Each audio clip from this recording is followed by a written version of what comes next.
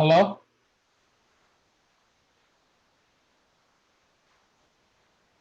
Okay, okay. All right. Well, we'll be ready. His computer crashed. He's coming back on now.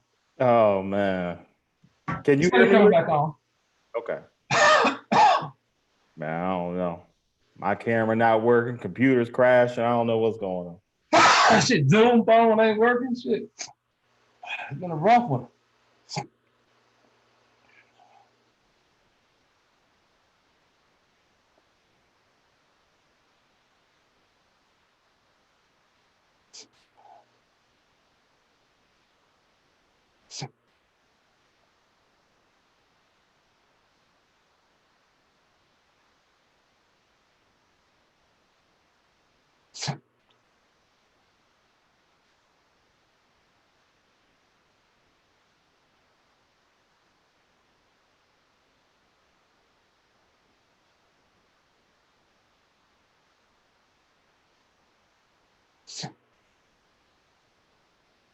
Oh, Kev was hurt. What?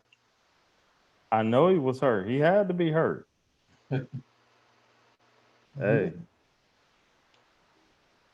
I'm trying to give him some advice, man. Don't let nobody else control your destiny. You better start training up people and putting together training plans and having them I sign hope off. he. I hope he not live right now.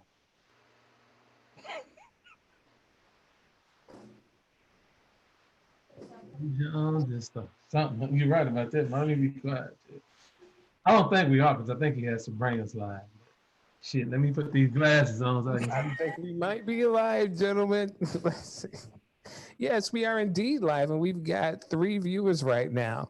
So, welcome to After the Buzzer Sport Podcast, the show that's all about real sports and real life. This has been an amazing day in terms of technology. Real sports, real life, real technical Hey, issues. I'm Real glad. fellas. Hey, Hey, we say we real sports and real talk, so we just keep it real. So that's what we hey, got to do. hey, Hey, look. our good friend Zoom is at it again, ain't it? Man. Hey, but we are live with After the Buzzer Sports Podcast. I appreciate you guys kind of appeasing us with some of the technical difficulties we had. So let's jump into what we're going to talk about tonight. Of course, I'm your man Marvin Orange, and as always, we got Lee Jones. Raquel may be with us tonight, may not. She got caught in some weather, so hopefully she's able to join us. If not, we're going to hold it down. So let's get into some of the topics we're going to discuss tonight. You know, we got to start off the show with the historic collapse of the Clippers. Game 7 last night, losing to Denver. So we want to talk about that a little bit, see what you guys think about the collapse. Also, does Kawhi get eviscerated like LeBron would if he lost a Game 7? So let's see what you guys think about that. Let's have a conversation about it. Also, Paul George states that he felt like the Clippers were never in championship or bust mode this season. What do you think about those statements from Paul George? Is that par for the course for him? Do you think those statements are a little out of line? Let's also preview the Nuggets-Lakers series. You know, the Nuggets have had 2 Game 7s. Are they going to be exhausted? Are they going to give up a battle for the Lakers? Let's talk about that. Let's also talk about and recap the Heat and Celtics game. What do you guys think is going to come from the rest of the series? It was a classic Game 1. Let's talk about that, get your thoughts. LSU's Ed Orgeron said that he thought that probably most of his team had contracted COVID-19. What are your thoughts about this statement and the start of the college football season as a whole? What does that say about college football? We've had our thoughts about this, so we're going to get into a little bit more. Also, the Big Ten, big news. They have announced the start date of October 24th for their season. Is this a good call for the conference? What does it mean for college football? And more specifically, what does it mean for the bowl season? I know some people are going to have some thoughts about that. And also NFL TV ratings after week 1. I thought it was a good thing to discuss, especially with everything that's going on and people talking about boycotting the NFL. What do the numbers mean? Is there trouble for the NFL brewing, or is it just business as usual for the machine that's the NFL? So let's jump into it. Me and Lee going to hold it down today. Yeah, Always like us on Facebook. Subscribe on YouTube. So, Lee, let's get into it. Clippers, Game 7, threw an egg. So, give me your thoughts about what you thought about Game 7. Is it time to let Doc off? You know, he always gets a pass for getting the championship. What are your thoughts, Lee? Lead us off, man. Yeah, well, epic collapse, first off. I mean, it was epic. I couldn't believe what I was seeing when they just couldn't even make a basket in the second half. And they literally just choked. They just choked right in front of our eyes. And the surprising thing was that Kawhi choked. Paul George, I mean, every big game he's played in, Marv, that I can remember, same result, right? Same result. And he's a good player, but same result. But to see Kawhi struggle like that, that was kind of shocking to me. But the one thing that I always said about Kawhi, I don't know what it is, Marv. It always seems to me that his conditioning always comes up, in a long series. It's like he starts to wind down, or he's hurt. Or remember last year, the same thing happened. He persevered through it, but same thing happened. And this time he didn't have anything last night. He didn't have anything. And so that was shocking to me. The fact that neither he nor Paul George switched off on Murray, and Murray was just killing them guys. I mean, that they didn't do that, that's another telling sign. And let's be honest, Doc got out coached. And look, should Doc be fired? That's a bit much for me. But Marv, to say that Doc is an elite coach anymore, and because he's lived off of that Boston championship and that run for a long time. But think about it. He collapsed with the when he had the big boy and Chris Paul. And the Clippers with Blake Griffin, DeAndre Jordan. They collapsed then, right? He's collapsed now. He had everything tailor-made. He got Kawhi and Paul George, and everybody was singing Kumbaya. That was the greatest thing since sliced bread. And so he has to take his fair portion of the blame too. I'm not seeing it from Doc. And I'm not, I have to be honest, and we real talk, and we talk in real sports. Very disappointing on Doc Rivers as a coach, in my opinion. The more I thought about this and I watched it and talked to a whole bunch of friends and, we discussed this and was it the biggest collapse in NBA history? I don't know. It's up there. There's some pretty big collapses, but it's up there considering the talk about the Clippers all season and what they were going to be. But then the more I started to think about it, Lee, I started saying, you know what? The Clippers might not have been as good as we thought they were, because you had really one superstar. You had a lot of scrappy reserve players on the Clippers that went around talking like they were better than what they were. They were already claiming championship when they got Kawhi Leonard. So you put Kawhi around a whole bunch of reserve players. I mean, that's basically what you're looking at. Your piece was supposed to be Paul George, but Paul George he's a great salesman. He even sold himself as one of the best players in the league for about the past 7 or 8 years. But the production doesn't really prove that, especially when it comes to playoffs. So he's been non-existent. But I do think that it comes more down to Doc Rivers. I agree with you, because I watched that second half and I was baffled. I liken myself as to kind of know basketball, but how do you reason? I'll give Murray 40, okay? Because the kid can play.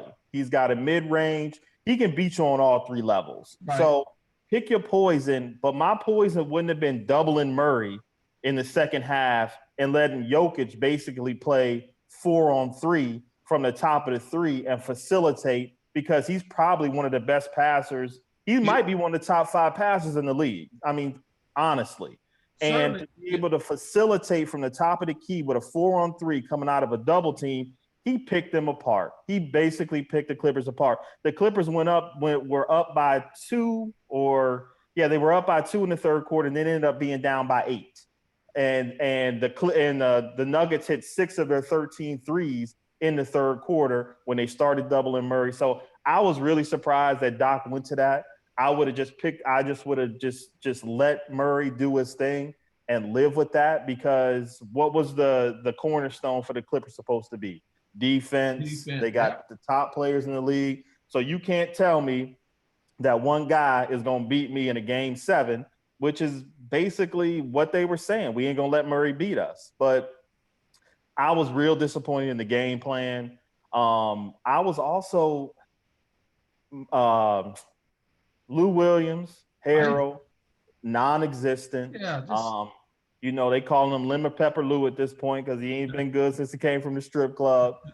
They've been pretty non-existent, and you just can't a 3-1 with that team that's supposed to be the only threat to the Lakers from regaining another championship. And it was a collapse on all levels to me last night. Mark, can you ever win anything, a championship or anything, get to the finals, if you don't have a true back to the basket type of player on your team? I mean, think about it. I mean, what team? Now you can look at the Golden State Warriors, and they're an outlier because they had 3 of the best, probably 5 shooters that ever played the game, right? Right. But you have no post game, and they're a small team. I mean, that's just small. And that lineup that they had at the end of the game, Mark, it just doesn't strike any fear. And Zubac, Joker, he can do whatever he wants. He'll take you out to the 3. If he wants to get you down in the post, he can do it. He just did it at his will. And that was embarrassing. The other thing I'll say about Doc, if you remember, there was a time when Denver went on a run, and the referee even thought Doc was going to call a timeout. He's right. The referee probably looked up at Doc and said, "Doc, are you going to do something?" And he didn't even call a timeout, and they went on a like 8 more point run. It was a bad look and series for Doc Rivers as a coach, as somebody that they were trying to put on the same level as Popovich and Eric Spoelstra and all them. No, it was a bad look. It was there was a stretch in that third quarter when they had Lou Williams and Harrell on Murray and Jokic, and them two, it was like they was just toying with Lou Williams and Harrell on that pick and roll. They was just playing with them and getting whatever they wanted. And I could not understand for the life of me. I think it ended the second half, and then in the stretch in the third quarter, how Doc could watch that and just be like, okay, we're gonna take what we can take. Like he was just leaving them out there to work themselves through it. It's not gonna happen. It's just not gonna happen. And again, Kawhi going 6 of 22. I'm gonna give Kawhi. Kawhi got some equity, right? We've seen him show up in big games. We've seen him, but listen, he's in a worse situation. Toronto might have more talent.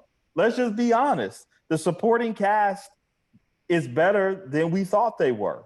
Yeah. And, as much as Kawhi carried that team last year, with the way they played this year and took the Celtics to the brink with basically the same cast minus Kawhi, you got to start saying, Kawhi, did you make the right choice?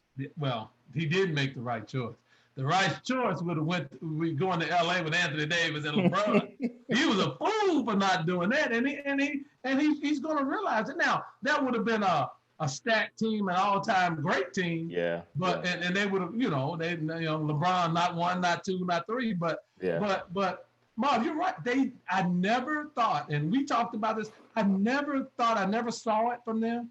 I never thought they had the talent. And I always knew that Anthony Davis was going to kill him, but the Joker just did work on him and did all kind of, he did anything he wanted to do. So he did work on him. So let's segue into our next question, talking about Paul George and his statements after the game. He said they never felt like this was a championship or bust season. What do you think about that statement from Paul George? Is that a microcosm of who Paul George is now? So what you think? I never, I never talk about people that don't have that dog, that intestinal fortitude within a mob. You know what I'm saying? Yeah. Because that statement, that was the biggest cop out I've heard in a long time. I mean, it's like, come on, Paul. I mean, come on. You was being celebrated when you snuck out of Oklahoma City. Everybody was putting a crown on your head. All this, you wasn't saying that stuff back then. No. And so now you want to say it wasn't championship or bust? Man, forget that. The fact of the matter is you've shown yourself to be who you are. you're a good basketball player, but no one should put superstar behind Paul George's name. He is not proving it. And in his stop, he had one good series in Indiana, and that sort of, in some people's eyes, propelled him to superstar status. Man, you ain't done anything to warrant that. And Mar, the problem is, where do you go from here? It's very similar to Houston with Westbrook, right? Right. You know, and you got to hope that some free agents come, but no, Paul George, to me, I've always said it, just an average good player in the league. I mean, you hitched your wagon to Kawhi and Paul George. They locked in. I mean, you gave up all those draft choices. You over the salary cap. You in luxury cap land. Like you don't have any room to maneuver. You got two guys. You know, I think Kawhi's in his late 20s. Paul George might be in his early 30s. You got Lou Williams at 34. You got Harold in it like maybe 30. You got a bunch of aging guys. You don't have any control over your first round draft choices until 2027. So you bet the farm on Paul George. I mean, that's basically what you did.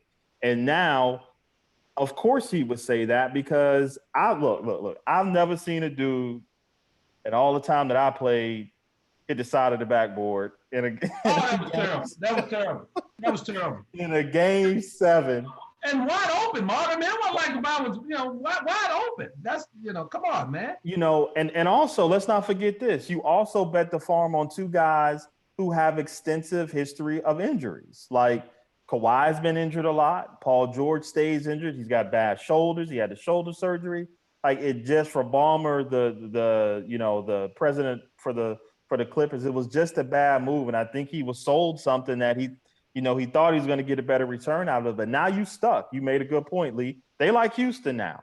It's like, what do you do from this point? You got aging reserve players. Pat Bev is 32.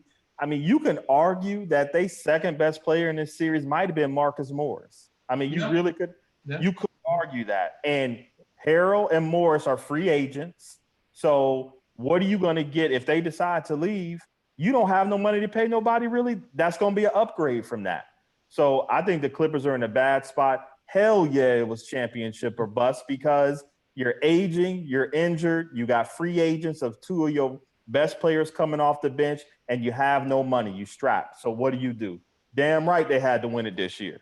They was talking about two of the top 5 players. Remember, last summer, they were just saying got two of the top 5. I mean, it's ridiculous.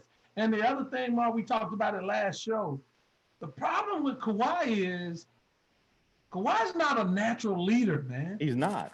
I mean, he's just not. I mean, he's a great player, and we give him that, but he's not a leader. Nobody's going to follow him. He's a great player. He plays hard. He got all the skills in the world, but where was the cussing out of his players on the court, Marv, to get them to play defense? And where was that? Where was that type of drive from Kawhi? It wasn't there. And so when you try to tell me that Kawhi is on the level with LeBron James, that's ridiculous.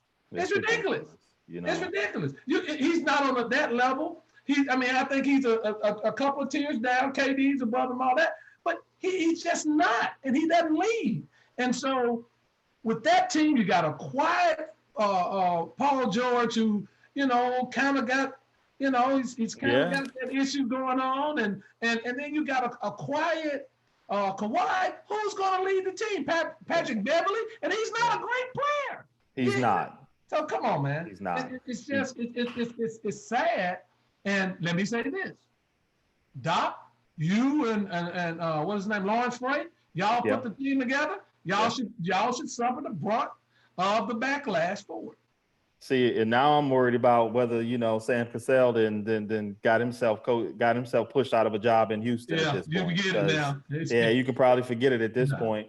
And to watch Jamal Murray put up 40, and I think the Clippers only scored maybe 33 in the whole second half of the game, so he basically outscored them. It was hard to watch because I can't see Jamal Murray going for 40 in a game 7 on supposedly two of the best 5 defenders in the NBA, and you being okay with it. Like it just, the Clippers had no fight. and I agree with you. I looked at, Kawhi is always kind of the same, but they look shell-shocked, to be quite honest. And Jokic, I almost felt like he was like, there's nobody on your team that can guard me. I'm going to do whatever I want, and I'm going to dish it to all my – and those guys was hitting shots. The role players played well, and Denver was playing with house money. So, yeah, you know what, Clippers, it was a championship or bust season because Denver's going to get better. Memphis is going to be better. Yeah. You're going to get Jaren Jackson back in Memphis. All these teams are going to be back and probably stronger. Exactly. Yeah. So it was make or break to me this year. Yeah. So, well, with that being said, let's move on and talk about the series between the Nuggets and Lakers. What do you suspect in that series? What do you expect in terms of, do you think it'll be close? You think Denver has shot themselves out? What you think, Lee? No, I think very similar to all the other series that the Lakers have played in, Marv. The Lakers, it takes them a little bit to adjust to the new team that they're playing. The one thing about the Lakers to me, Marv, they're sort of lackadaisical at first, but the thing what they can do with the best of them is they can lock in defensively when they need to. And when they need to play defense and they put Anthony Davis at the 5, it's lights out. Yeah. It's lights out. And those guys play defense. I think it's going to be a good series. I see 6 games in that series, to be honest with you, in my opinion. Because the one thing that they're going to have trouble with, Marv, is, look, what guard is going to stay in front of Murray for the Lakers? Yeah. That would be my question. Who's going to stay in front of Murray? He's going to score. The Joker is going to score. Now, Anthony Davis, the thing that the Lakers have, in my opinion, they got 3 bigs that they can throw on them. And all 3 bring a little different. As far as foot speed, you got Anthony Davis who can move laterally and can break down and play defense up on him out on the floor. You got McGee, who's just long, difficult to shoot over. And then you got Howard that can rough him up. Yeah. So that's going to be a tall task for the Joker, and it might just tire him out. I don't see him having the same series against the Lakers that he had against the Clippers. Yeah, I agree with you. That's where I was going to go with it. As great as he is, I mean, he's still young, but the Lakers got some bodies, man. And I really expect the Lakers to pound that paint, to go at him, to just maybe cripple him a little bit offensively, to, making him spend some time defensively. Because Dwight, he can still be a presence. He's not going to go down and get you 20 and 10 anymore, but he can still make it interesting enough where Jokic has to play him.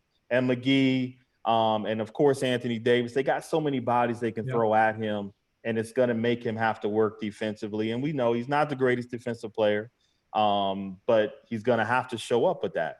But you're right with Murray. Murray's proven now in 2 playoff series that he can keep Denver in any game. Yeah. And the thing about him is that you are, and this is what I always say about Giannis. Like, Giannis is great, but to me, he scores on one level. That's, 15 feet and in. Once you get outside of that, he's pretty predictable. With Murray, you don't know how to guard him because there's so many spots on the floor that he can score. And he kind of reminds me of a throwback player because he can run those pick and rolls so well with Jokic. So it's going to be interesting, but I just don't think Denver going to have enough. I think these 7-game series, they catch up to you at some point because you had to expand so much. They play a lot of basketball, man. They didn't play a lot of basketball. Yeah. And, who really going to neutralize LeBron? There you go. That's where I was going to go. They have no answer for LeBron. They got no answer for LeBron. And I know LeBron probably slept well last night knowing he get to play Denver because I just think it's a nightmare for them trying to just neutralize LeBron in some kind of way. I think he's going to have a field day, and I think he's going to get a lot of people involved. And I would be surprised if LeBron led them in scoring. I think he's going to be much more of a facilitator in this season. I think so too. Yeah, I think he's going to put a lot of pressure on them and try to facilitate. And I honestly, Lee, I'm going to go 5. I think Denver get a game. Yeah, 5 or 6. That's what I'm saying. I think the one thing I like about the Lakers now, Mar, they don't let off the gas. They don't. And so their killer instinct is much different than the Clippers ever would be because they have LeBron James. And LeBron keeps that intensity up at all times, and he keeps them focused. And so if it's 3-1, the Lakers, you can forget about it. It won't be any comeback. 3-1 Lakers. There's an interesting stat out, because everybody loves to hate LeBron, but he's 14-0 when he up 3-1, when he up 3-1. So, as much as you can say about LeBron, KD has been up 3-1. He failed. Yeah. Curry 3-1 failed. Yeah. Kawhi now got a 3-1 failed. Great ones don't lose when they 3-1, man. 3-1, you're done. 3-1, you're done. You're done. So, you're done. So let's move over. Well, I think they're going to tire out the Joker too. Mark, he's not in great shape now. He's not. He's also weak though, but he's not in great shape. Yeah, and so that's where I think it's going to take most of the toll because, to play Anthony Davis, especially when they put him at the 5, Davis is outside, inside, off the dribble, and if Jokic is checking him, he's going to wear down, man. And that's where I think you're going to see a big drop off in his game. But yeah. Yeah, it's going to be a nightmare for them. Let's touch on the Miami-Boston game that we saw the other night and what we kind of foresee with this series. Look, I watched that thing and I was like, this is not only a fun game to watch because you have ball movement, you had guys moving without the ball, creating shots off of 1 or 2 dribbles, not being ball dominant with it, picking and popping and making shots and defending. Like that was basketball. That was small ball the way I think it's meant to be played. It kind of reminded me of Golden State with all those shooters where it's just constant movement. So I love the game. Boston and Tatum. Tatum a bad boy. He's a bad boy, man. He a bad boy. Kemba hit some big shots. Marcus Smart is, I think that the Boston would be better off not letting Hayward play because they talking about he's going to come back and mess up the he's going to mess up the camaraderie there. He's But they need the depth. I get it. You don't need to start him. You need to continue to start Marcus Smart. But Miami just play heavy minutes, Marv, when he shouldn't because Smart is a ball player. He's a ball player, man. Smart a ball player. He get out there. He play ball, man. He give you whatever you need. Whether it's that defensive stop, maybe a big shot, take that charge. He gives you whatever you need. But Miami, look, they tough, man. The Adebayo block might be the best block I've seen in the play. That block was, but I gotta give credit to Tatum too because he tried him. He went at him. But Tatum, look, you don't go in there with that weak ass one hand shit. Right. That stuff, brother. When you got a shot blocking, he should have tried to throw that down with 2 hands with all the force he had, but he liked in the butt. Yeah. Adebayo, his game, his ability, ever since I knew at Kentucky he was good, right? I didn't know how quickly his skill set would transition to the NBA, but Mark, he has come a long way. That dude is legit. I didn't see that at Kentucky, though. I did not know. But I didn't know. Kentucky, Mark, you're never going to. You didn't see Jamal Murray at Kentucky. You're right. You're not going to see it because Cal got him brainwashed that you play. You're not Cal, dude, man. So yeah. But Adebayo is out there. He facilitates the offense at that high post. At the elbow, he's making 15-footers. He's patrolling the paint, and they're running all these shooters off of him at the elbow. And then you got Jimmy Butler, the ultimate closer. But the best thing I loved about that game, Lee, is that Jimmy Butler and Tatum, the whole second half, guarded each other. Yeah. They went at each other. They even if they got picked and rotated off, they found each other again.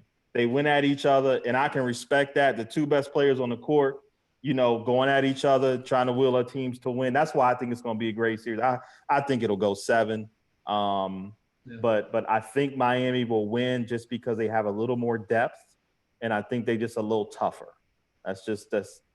I agree with you, unless Kemba becomes Kemba of 2 years ago, Mark. Yeah. To me, what's happened to Kemba? Is he hurt?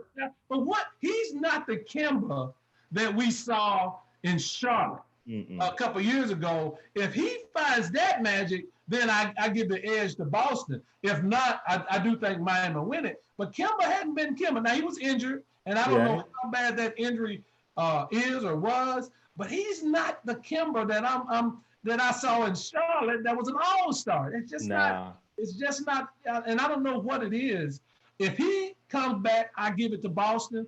But if not, man, I'm gonna tell you, they got everything they need in Miami. They got rebounding, defense, and they got a closer. No matter if he has 12 points the last 5 minutes, he'll close for you. He'll close for you. Yep. And I love it. If you watch the box score at the box score at the end of a Miami game, you will see 6, 7 players around that 10, 12, 15 point mark because they share the ball so well. And Dragic, quiet as kept, he's a steady enforce for them. Dragic has been, he's been around for a while, but he's a lot better than people think he is. So I like the Miami team. I don't think either one of them can beat LA. I just don't. But I think they'll make it interesting, but I just don't think either one of them can beat LA. And then Spoelstra is a great coach. He is. Spoelstra is a great coach. You got to give it to him. And he's got championship experience. And you contrast what he's done with a Miami team with really one superstar, Jimmy Butler, very similar to the situation that Doc has with Kawhi. And look at the results. Now, we could say different competition, but I would say Boston is every bit as good as Denver, and so that's an even comparison. And Spoelstra he's coaching his head off with Miami. So that's going to be, you're right, that's going to be a nice, long, good series to watch, back and forth, and that's going to be great. Yeah, good. So let's transition to football, college football. Ed Orgeron came out the other day and said that he thinks that most of his team has had COVID-19. What are your thoughts about that statement? Do you think he's playing games with the media? What do you think that means for college football? He called me out of the blue with that. He said everybody on the team that had COVID. So what you think, Lee? Well, I think all college coaches want all their players to get COVID and get it over with. And I'm not messing around. I think that's true. And I think what Ed Orgeron said is what others are hoping for and believe. Because Marv, we've talked about it a lot on this show about how sick the players get, and there's not been, except for the one brother that died, but there hasn't been major. And I think that's what they're banking on. They're banking on especially the SEC, by September the 26th, which is a week or so away. It's a week or so away. All teams would have had 85, 90% of their players get COVID so they can play. And what did he say also, Marv? We hope that they don't get it again. We hope that they don't get it again. There's not a lot of data on getting it, catching it again. So there's been a couple of cases, but they're not sure what that was. That's what they're hoping for, Marv. That's why the Big Ten's coming back, and why the Pac-10's going to come back, because that's what they're banking on, this crap. And that's sad. That's a sad the herd mentality stuff. And that's real talk for me. I think that's what they're doing. I do too. And again, it just goes back to the fact that we said that, this is about money. They don't care about the players. They don't care. Ed Orgeron basically saying, and what was even more telling for me, even in the SEC, they got a gag order. They don't put no data out on how many players have tested positive. I mean, why you don't want nobody to know who didn't test positive? And then Lincoln Riley kind of let the cat out of the bag. Not only do they not put out public data, I'm not gonna give it to you then. Right. And then he said, we don't put it out because we don't want to be at a disadvantage when we play somebody. We don't want to get a competitive. Man, come on, man. We talking about a pandemic right now. We're not talking about, just somebody that spoiled up an ankle and he on the injured reserve. And so we talking about a pandemic. But it just goes to show you where they are with this and how the universities think about student athletes. And a lot, if you watch Ed Orgeron's statement, man, I tried to count how many times he said hopefully. He said hopefully so many times, but hopefully they don't catch it again. Hopefully they can get quarantined for the 90 days and be ready. He has so many hopefullys in that statement because they just don't have no data. Because, Marv, they want all them players to get it, and hopefully they don't catch it again. I'm serious, man. I'm telling you. Marv, he let the cat out. You're right. It's a gag order, but we hadn't heard much from Ed Orgeron all offseason. All offseason. And they finally put a mic in his face, and hell, he went crazy. He telling out all the secrets. So, I mean, he giving away all the company secrets, man. But they want that to happen, Marv. And that's That's a strategy. Honestly, I think it is. It's a strategy. You have them all catch it. You keep it contained, and they move the season back far enough. But I think they're practicing, honestly, and I think they don't care whether the players get it or not, because there hasn't been very serious consequences to these athletes catching it. So, Marv, if you get a, we got a game, you get a bad flu, and you have to sit out for a week, okay. And that's a terrible mindset to have, because, you're right. They don't know everything they need to know. But think about it, Marv. These are predominantly white coaches with young black players, and I know they love them, and I know they interest at heart. But come on, bro, it's about that dollar bill, and we've said it for every time we come on, and I just think it's herd mentality for them. Yeah. Well, with that being said, let's just go into the Big Ten. They announced that they're going to start on October 24th. I mean, the writing was kind of on the wall for this. We knew it was going to come back at some point. But you think it's a good call for the conference? What do you think this means moving forward, and maybe even the bowl season? How does this kind of play out with all that stuff, Lee? Yeah, well, they're only going to play 8 games, I think. Right. And 8, first of all, how do you get them in the rankings? That whole ranking system going to be terrible. They're still going to have the college playoff. So do you a team that's got 8 games compared to a team that played 12? How do you rank them? How do you rank them? The season, all topsy-turvy. But this is who I feel bad for, Marvin, that whole deal. Kevin Warren, the commissioner of the Big Ten, a brother. Yeah. He came out strong. First of all, he shouldn't have came out so strong and released his schedule before the rest of them did. But hey, you better learn from your job. That's what we say all the time, right? You better learn how to do your job.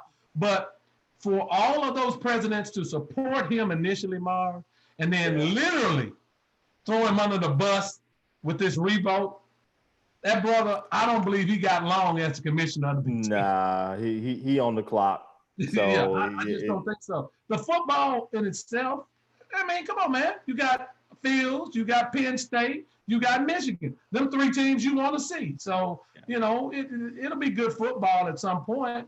And the bowl games, either way it goes, the Rose Bowl is going to take a Big Ten team. Right. And they're going to play a Pac team. You know what I'm saying? Yeah. So whoever supposedly win the Big Ten going to get there. But these guys, they saw these other conferences making that money and getting through, and they was like, man, wait a minute.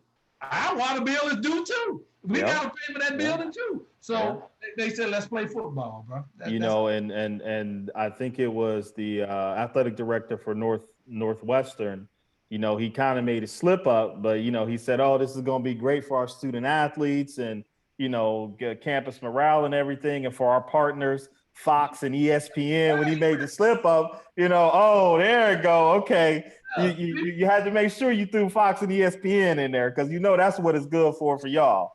So it was really telling when he kind of let the cat out the bag. But I am interested though. How do you reason with the Big Ten with the 8-game schedule and then possibly a 9th? I don't know how they were doing it, 1 versus 1 on both sides or something, or possibly a 9th game. And you got the SEC playing 10. And I think the Big 12 and the ACC respectively could play up to maybe 12 games. Yeah, they can play 12. They're going to play 12. Yeah. They're going to play 12 because they were doing a non-conference opponent as well. Like when you get to the end, you're going to have the usual suspects. You're going to have Alabama, you're going to have Clemson, you're going to have Oklahoma.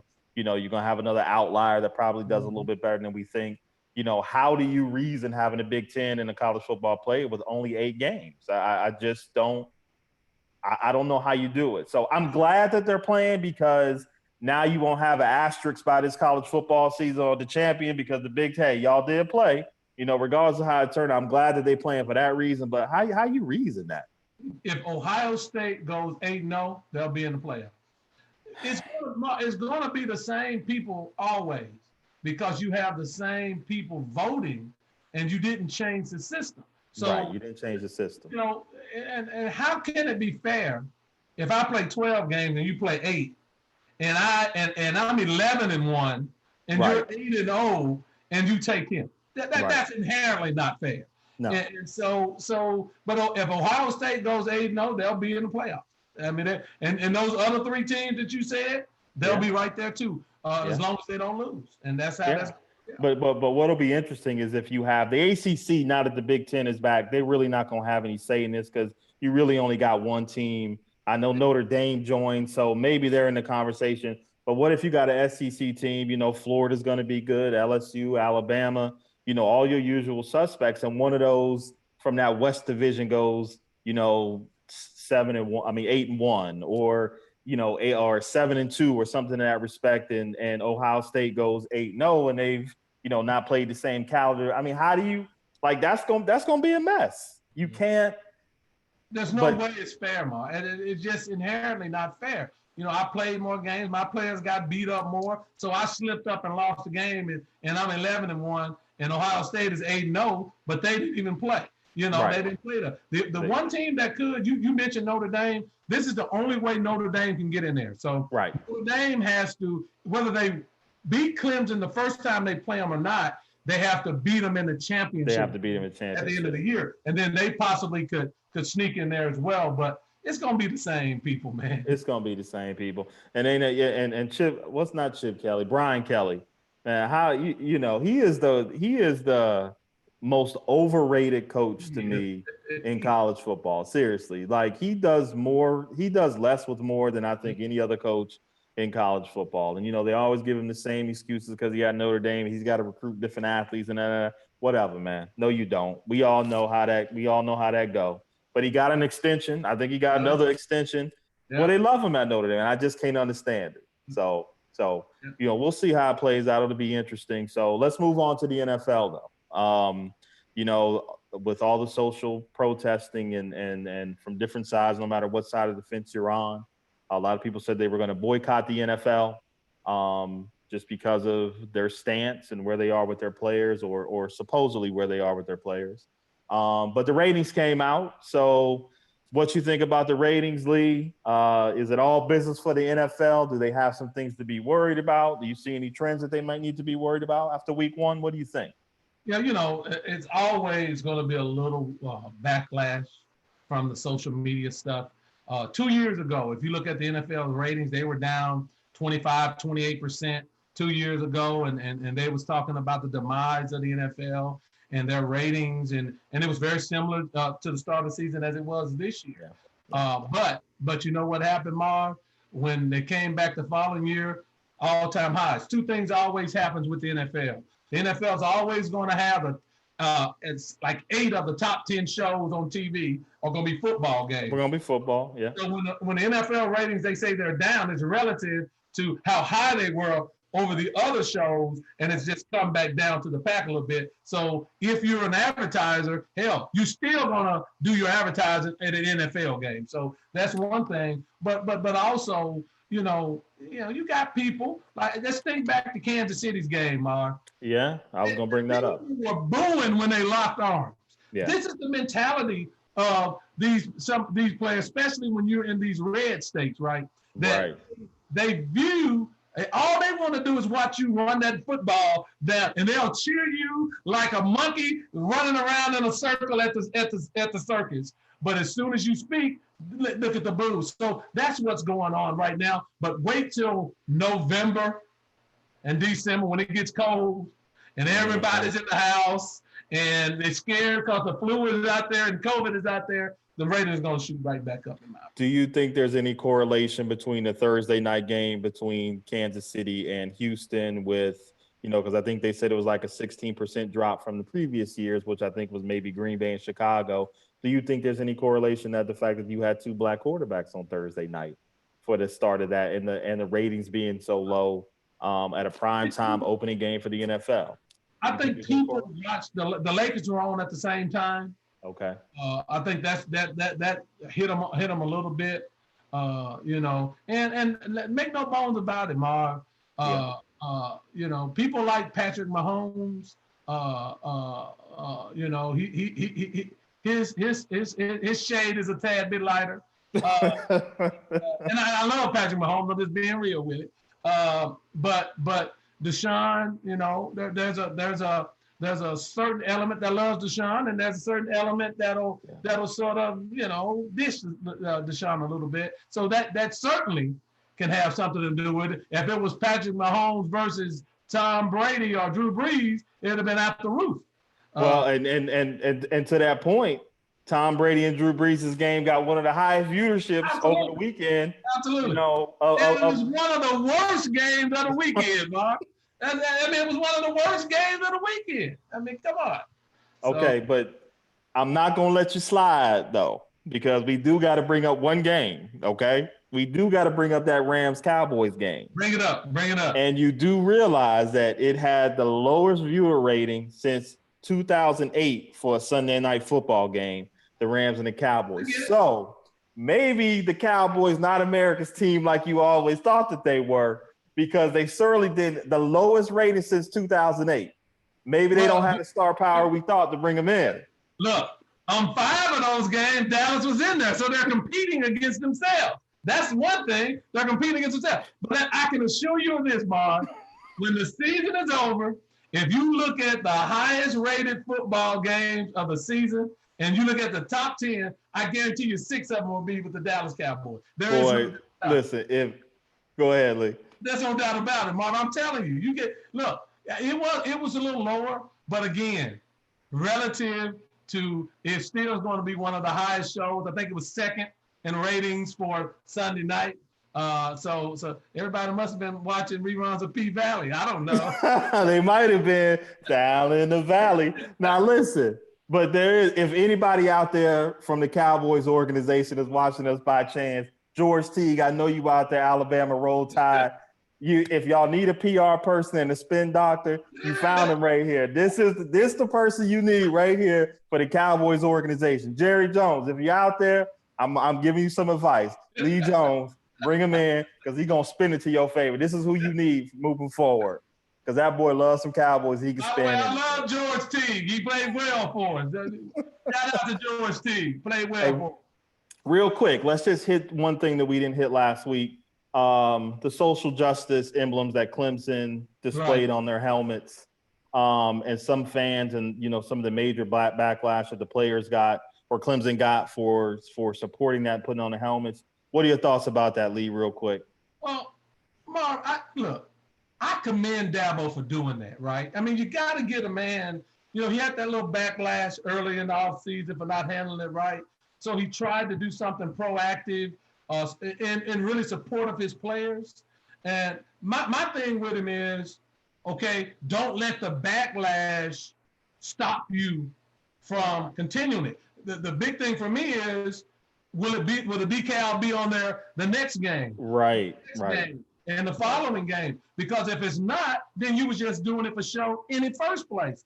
So, man, you're in Clemson, you're in upstate South Carolina, Mar. You know what you're going to get. You know what you're going to get. Those people, man, they just want to see them run down the tunnel. You told us about the slave house on the hill. Slave house on the hill. It's a plantation football field. Dabo, keep doing what you're doing and show us you're a man of faith and respect the way you say you are. That's what I would say to it. I agree with that wholeheartedly, but I think he missed another opportunity, though, because when he was interviewed about it, he always, and I know he wanted to put the spotlight on his players, but I thought it was an opportunity for him to speak out on social justice issues, also in saying that he believed in the message.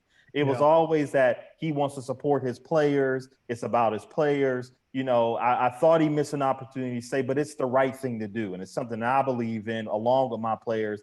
I thought that would have made just such a much stronger statement on the issue. But I don't want to bash him too much because that was a big deal to do, especially in Clemson, South Carolina, to support that and to put that on helmets. I don't want to take too much from him, but I thought that he just missed a little opportunity. No, Mark, you make and I didn't see the post-game interview and stuff, so I'm just finding that out. That's a huge point because, Mark, a guy like a Mac Brown in North Carolina, Mac is going to say, it's a great message. I support it, blah, blah, blah, blah. See, that's the difference. And no, you make a strong, valid point in that because regardless of whether we support your players or not, we want to see what you, Dabo, Mr. Christian, Mr. Good old boy, Mr. Fun-loving, God this, God that, we want to hear what you have to say. Very good point. Very.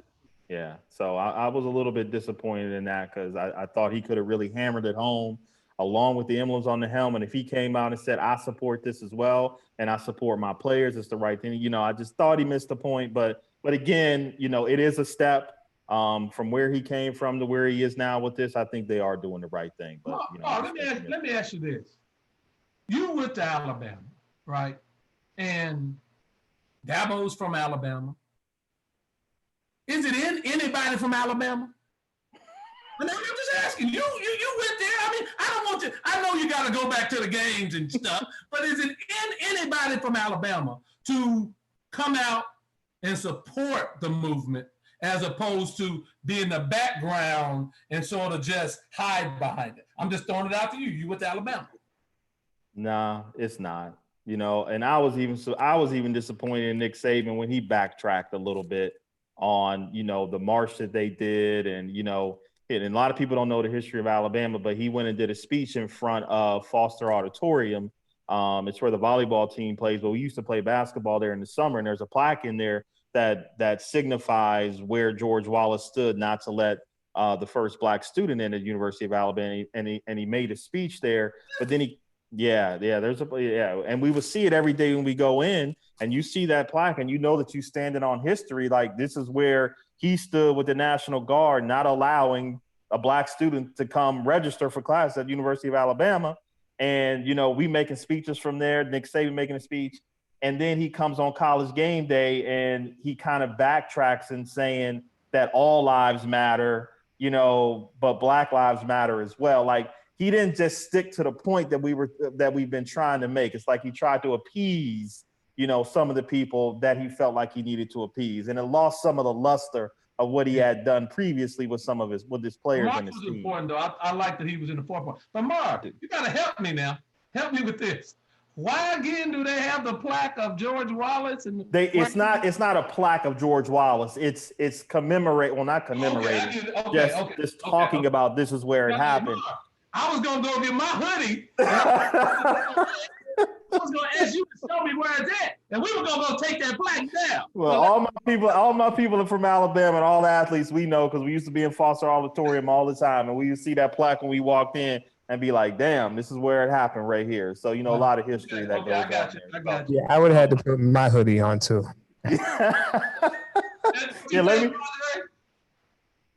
Lamondre said he had to put his hoodie on too. We were gonna go get it, weren't we, Lamondre? I'm telling you, man, it was coming. Ooh. Yeah, hey, all my Alabama people, let me clarify that. Let me make sure I get this straight. That there's not a plaque of George Wallace. Okay. It's just.